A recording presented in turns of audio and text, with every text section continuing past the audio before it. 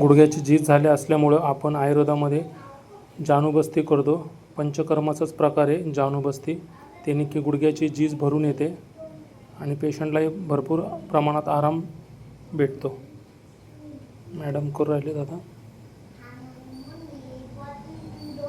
Ligament tear झालेली असो किंवा झीज झालेली असो किंवा गुडघा बाहेर आलेला असो एका बाजूने, तोही सुद्धा बरा होतो, पण त्यासाठी थोडा वेळ लागतो, पण झीज लगेच भरून निघते.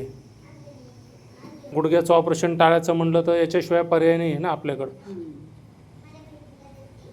चांगला शेक लागायला पाहिजे, धारा सोडतात मॅडम.